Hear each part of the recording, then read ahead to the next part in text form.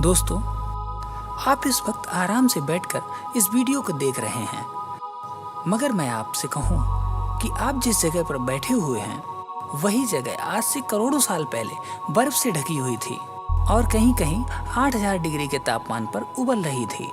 ये दोनों ही बातें सच हैं।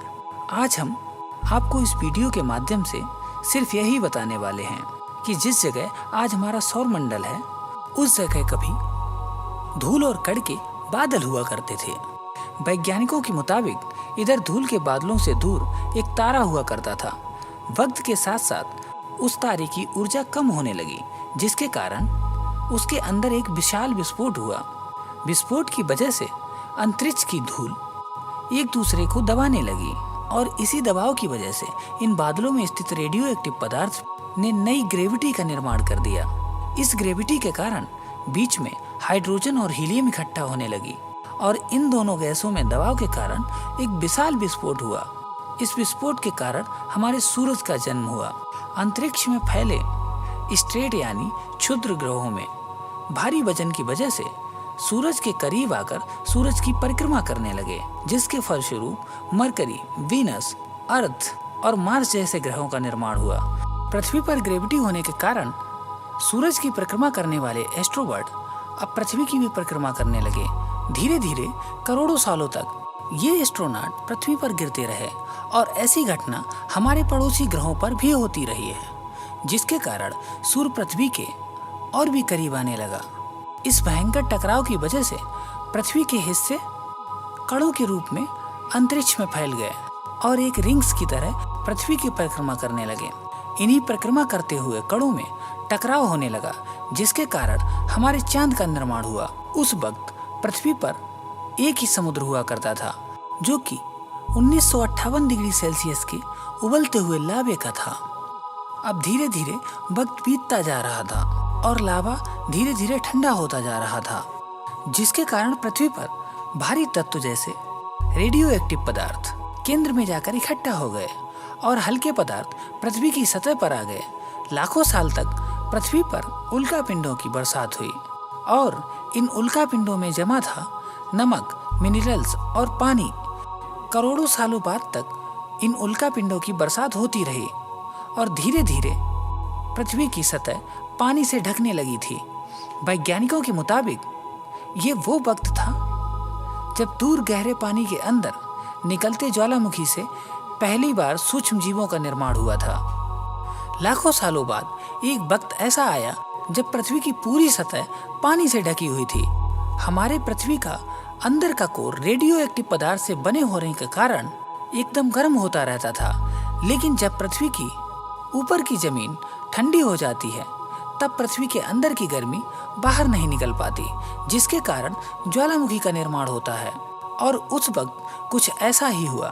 पानी से ढकी हुई पृथ्वी पर हजारों की तादाद में ज्वालामुखी निकलने लगे और आने वाले लाखों सालों तक इन ज्वालामुखी का निकलना जारी ही रहा, जिससे पानी के ऊपर जमीन का निर्माण हो रहा था।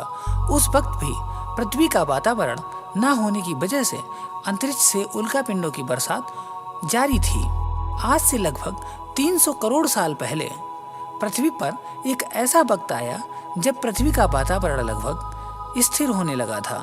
ज्वालामुखी निकलने धीरे धीरे बंद हो गए थे और पृथ्वी पर एक दिन और जैसे जैसे समय बीतता गया, धीरे धीरे सूक्ष्म जीव विकसित होते गए और समुद्र में रहने लगे। आज से लगभग 200 करोड़ साल पहले पृथ्वी पर ऐसे जीवों का निर्माण हुआ जो कि जीने के लिए पानी के अंदर पाए जाने वाले मिनरल्स, खनिज पदार्थ और धूप का इस्तेमाल करते थे और मल त्याग के रूप में ऑक्सीजन बाहर निकालते थे। इस वक्त तक पृथ्वी पर ज्यादातर ज्वालामुखी निकलना बंद हो गए थे और इन माइक्रोबैक्टीरिया की वजह से वातावरण में ऑक्सीजन की मात्रा बढ़ रही थी। ऑक्सीजन की मात्रा बढ़ने की वजह से पृथ्वी का वायुमंडल बनना शुरू हो चुका था और आने वाले हजारों साल तक वातावरण में ऑक्सीजन की मात्रा बढ़ती ही रही। हजारों साल बाद एक ऐसा वक्त आया जब पृथ्वी पर ज्यादातर ऑक्सीजन बहने के कारण जीवन मरण शुरू हो गया। उस वक्त पृथ्वी का वातावरण ठंडा होने के साथ साथ ऑक्सीजन से भी भरा था, जिसके कारण जमीन और वातावरण में स्थित आयरन, मिनरल्स, खनिज, ऑक्सीजन सब कुछ पर्याप्त मात्रा में पाया जाने लगा और जब पृथ्वी की जमीन आज की भांति लाल हो चुकी थी, साथ साथ धरती की इलेक्ट्रॉनिक प्लेट में दरार होने लगी थी, जिसके कारण पृथ्वी के अंदर का लावा जमीन की तरह कई लाखों सालों तक उबलता रहा और यही कारण था जिसकी वजह से पृथ्वी के वातावरण में कार्बन डाइऑक्साइड की मात्रा बहुत ज्यादा बढ़ गई और पृथ्वी पर एसिड की बारिश शुरू हो गई। इस तरह पृथ्वी का तापमान फिर बदलने लगा और तापमान इतना घटा कि पृथ्वी के ऊपर स्थित पानी बर्फ में परिवर्तित होने लगा। इस वक्त तक पूरी पृथ्वी सफेद बर्फ से ढक चुकी थी। आमतौर पर जब धरती पर सूरज की किरणें गिरती हैं, तब जमीन उन किरणों को सोख लेती है। क्योंकि पूरी धरती पर बर्फ बिछी हुई थी और बर्फ सफेद रंग की चमकीली होती है, जिस कारण सूरज की किरणें धरती पर गिरने के बाद वापस चली जाती हैं। इसी कारण से पृथ्वी पर कई लाख सालों तक कोई जीव देखने को नहीं मिले। फिर से पृथ्वी के अंदर का हिस्सा गर्म होने लगा और वो ज्वालामुखी के रूप में निकलना शुरू हो गए और इन ज्वालामुखी से निकलने वाली गर्मी ने बर्फ को पिघलाना शुरू कर दिया। इस प्रक्रिया से पृथ्वी की गहराई में बचे हुए सूक्ष्म जीव धीरे धीरे बदल रहे थे और अब वह ऑक्सीजन से अपने शरीर को और जटिल बनाने के लिए इस्तेमाल करने लगे थे। इस बीच पानी से अलग अलग छोटे छोटे समुद्री पौधे भी निकलना शुरू हो गए थे। जैसे जैसे ज्वालामुखी निकल रहे थे, वैसे वैसे वातावरण में कार्बन डाइऑक्साइड की वजह से गर्माहट हो रही थी। वक्त के साथ साथ बर्फ पिघलने लगी थी, मगर धरती पर फिर से एसिड की बारिश शुरू हो गई, जिसके कारण फिर पृथ्वी ठंडी होने लगी और फिर पृथ्वी की ज्यादातर सतह बर्फ से ढकने लगी। ऐसा बार बार कई हजारों साल तक होता रहा और इसी कारण से अब समुद्री जीव धीरे धीरे वातावरण के हिसाब से विकसित होना शुरू हो गए थे। इस बीच कई सारे जीव और कई समुद्री जंगल्स विलुप्त हो गए और दोबारा फिर उगे, मगर जो बच गए वो धीरे धीरे पृथ्वी के बदलते तापमान के हिसाब से अपने आप को ढालते रहे। हजारों साल तक यही प्रक्रिया चलती रही।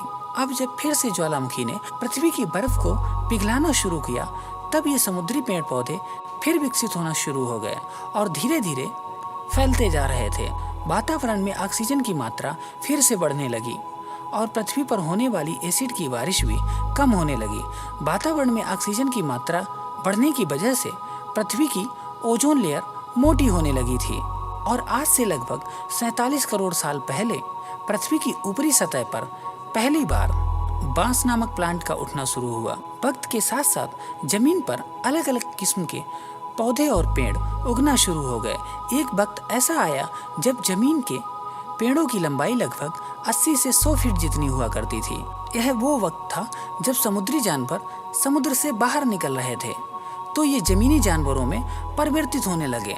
पृथ्वी का वातावरण और तापमान लगभग फिर से एक बार स्थिर हो चुका था और अब करीब 21 से 23 घंटे का दिन हुआ करता था। अब समुद्री जीव पानी से बाहर आकर रहने लगे थे और वातावरण के हिसाब से उनके शरीर का रंग बदल रहा था। धीरे धीरे जमीनी जानवर डायनासोर में परिवर्तित हो गए, जिन्होंने पेड़ पौधों को खाना शुरू कर दिया।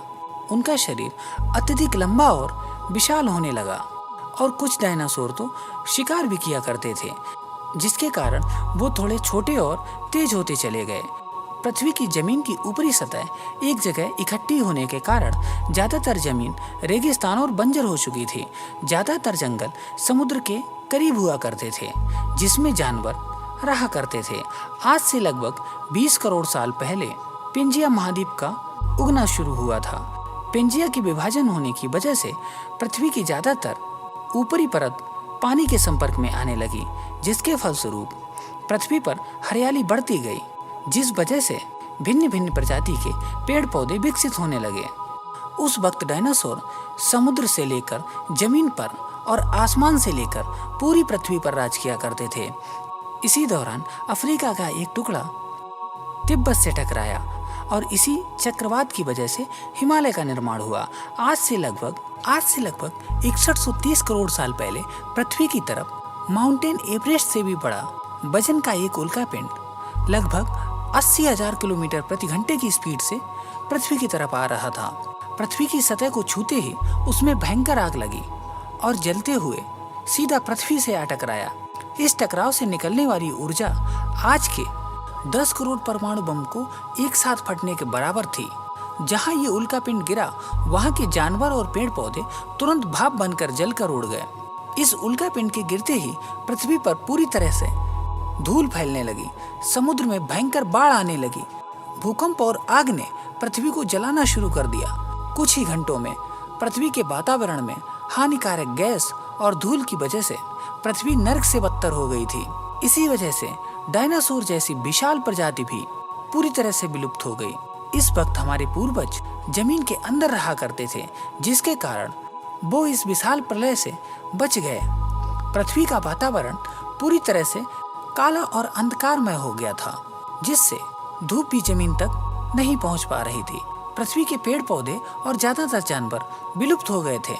वातावरण में धूल और हानिकारक गैस के कारण पृथ्वी पर फिर से एसिड की बारिश शुरू हो गई और फिर पृथ्वी ठंडी होकर बर्फ से ढक गई। लेकिन इस बार पृथ्वी की यह बर्फ लाखों साल तक जमी रही और करीब 80 से 90 हजार साल बाद ये बर्फ पिघलना शुरू हो गई। जैसे जैसे पृथ्वी का वातावरण फिर पहले जैसा होने लगा, वैसे वैसे पृथ्वी पर छोटे छोटे जीव बाहर निकलने लगे। उस वक्त पृथ्वी पर जमीन पिघलनी शुरू हो चुकी थी, जिसके कारण अफ्रीका में घने और ठंडे जंगल हुआ करते थे। इसी बीच जमीनी जीव बंदर में परिवर्तित हो गया और जैसे जैसे पृथ्वी फिर गर्म होने लगी, वैसे वैसे अफ्रीका के जंगल सूखने लगे। जंगलों की चीज खाने वाले बंदरों को खाने की कमी होने लगी और खाने की तलाश में इन बंदरों ने अपने पैरों पर चलना शुरू कर दिया, जिससे उन्हें दूसरे जानवरों को शिकार करने में मदद मिलती थी। धीरे धीरे बंदर बानर में परिवर्तित हुए। खाने की तलाश में ये पृथ्वी के एक हिस्से से दूसरे हिस्से में फैलने लगे और धीरे धीरे उनके शरीर का रंग रूप वहाँ के मौसम के हिसाब से बदलता गया। वक्त के साथ साथ हम आदिवासी बने और हमने हथियारों से लेकर आग का आविष्कार किया और हम धीरे धीरे इंसान के रूप में परिवर्तित हो गए। हमने धर्म से लेकर परिवार, भाषा, संस्कृति सबका निर्माण किया और वक्त के साथ साथ हम विकसित होते चले गए और आज हम पृथ्वी की सबसे विकसित प्रजाति बने हुए हैं। पृथ्वी की आज के जैसे बनने में लगभग 450 करोड़ साल का वक्त लग गया।